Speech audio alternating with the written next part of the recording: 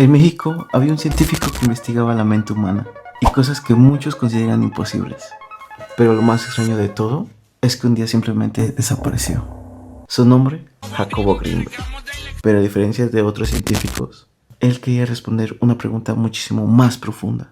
¿Qué es realmente la realidad? Empezó a investigar fenómenos que normalmente la ciencia evita, como la conciencia, la percepción y hasta el chamanismo.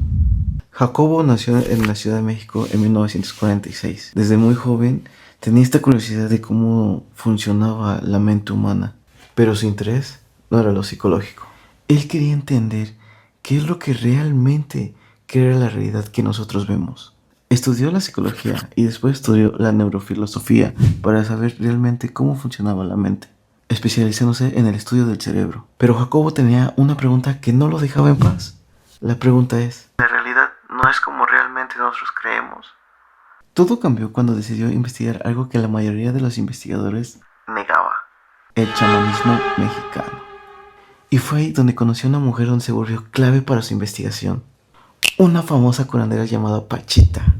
Pachita era muy famosa en México porque se conocía que hacía cirugías espirituales. Según testimonios, personas llegaban con enfermedades graves y ella realizaba rituales que aparentemente curaban a los enfermos. Pero lo raro aquí es que no utilizaba ningún instrumento médico tradicional. Muchos pensaban que eran fraude, otros juraban que habían visto cosas imposibles. Pero Jacobo no llegó con prejuicios, llegó con algo diferente: método científico.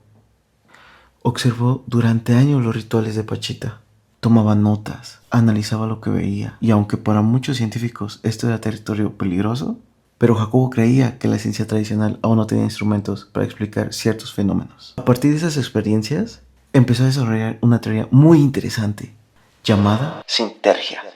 Según esta teoría, la realidad que percibimos es una copia exacta del universo. Más bien algo así, parecida como una percepción realizada por nuestro cerebro. Jacobo proponía que existe un campo fundamental del universo, una especie de red de información universal, y que nuestro cerebro trabaja con este campo para percibir la realidad que nosotros vemos. Imagínalo así, como si el universo fuera una enorme red de datos, y el cerebro humano es el dispositivo que lo interpreta. Algo muy parecido al que conocemos hoy en día como la red de comunicación, como la internet. La información está ahí, pero necesitas un sistema para decodificarla. Y para Jacobo, la conciencia era ese sistema. Este tipo de ideas empezaron a llamar mucho la atención, banda. No solo científicos, también de artistas y de personas que les importaba y les atraía mucho sobre la ciencia humana. Muchas de las ideas que hoy escuchamos en música, en películas, en imágenes, como que la mente crea la realidad o que todo está conectado, tienen paralelos interesantes de lo que Jacobo investigaba antes. Incluso en el chamanismo mesoamericano tienen términos parecidos.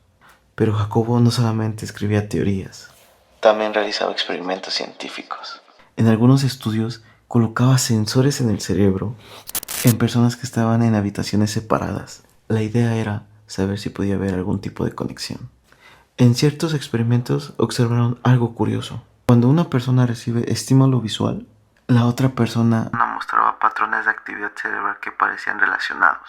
Esto no significaba telepatía comprobada, pero sí surgía algo interesante: que la conciencia humana no está tan aislada como pensamos.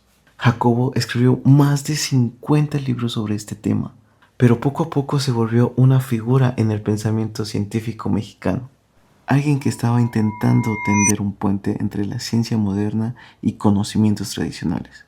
Pero entonces pasó algo que nadie esperaba. El 8 de diciembre de 1994, banda, Jacobo Grinberg desapareció. Así, sin explicación, sin rastro, sin huella, sin aviso, sin dejar rastro. Salió de su casa y nunca volvió. Su familia inició una búsqueda. Como siempre, las autoridades investigaron, pero nunca encontraron pistas claras. No hubo prueba de secuestro, tampoco rastros de violencia. Simplemente desapareció. Con el tiempo empezaron a surgir muchas teorías. Algunos creen que fue secuestrado por agencias de investigación, o que solo decidió desaparecer del ojo público para seguir con sus investigaciones. Y por supuesto, existen teorías más misteriosas. Más de 30 años después, la desaparición de Jacobo Grinberg es uno de los misterios más grandes de México que hoy en día puedes encontrar.